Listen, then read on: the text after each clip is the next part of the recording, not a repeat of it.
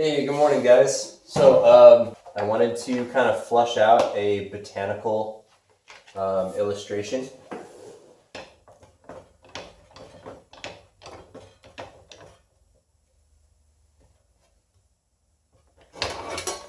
And one of my first sets, but we're just going to focus on the class sets. So we have a small, medium, and large oval planisher and a teardrop planisher. And I like the cut of my teardrops to be a little aggressive toward the point to make sure it can really get in there. We're going to have 4 embossing tools, where the first 2 were straight liners. These are curved. And we make them kind of like a wood cutting chisel. You can see on this side, they have a flat. And then on the other side, they have a curve. And that's a little warmer than it needs to be for this first pass. We're only doing the line work. So any bigger of a mound than that, and it gets really excessive before I set this in. Bloop. And I'm not going to want to touch that for long, as it will absolutely get too hot to touch. So I just want to show that I'm not swinging very hard, and I'm letting the tool do the work. You know, at most, I'm lifting the hammer that high, which is about an inch, inch and a half at best.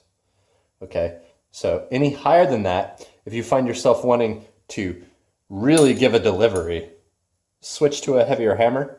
Your tracing work should never really call for that much force, so just keep that in mind. But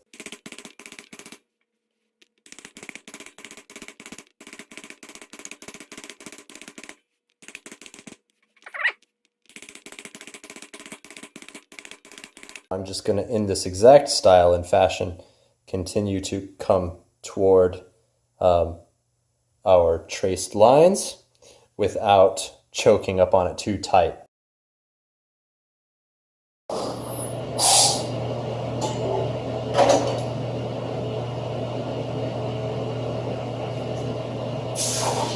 And now we can start to push that over more. Okay, medium planisher. So at this point, you're going to let a few things be your guide.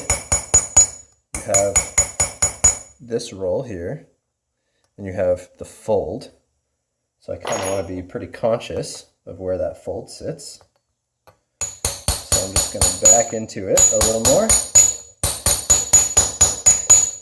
With a larger tool, you can probably hear I have to strike a little harder. It's just you're covering a larger surface area to get the same effect.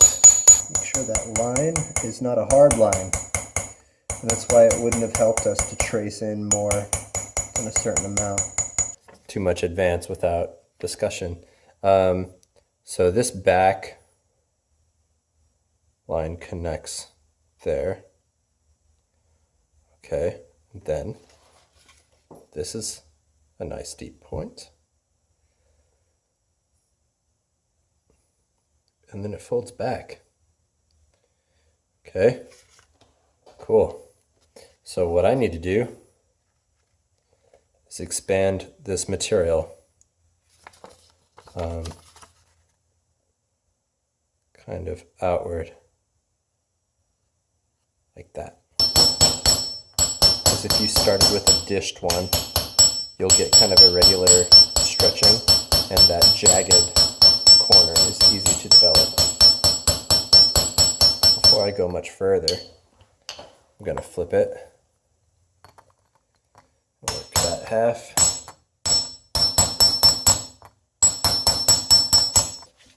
clean up the Sharpie, get all that out of the way, and we can let the piece tell us what it needs instead.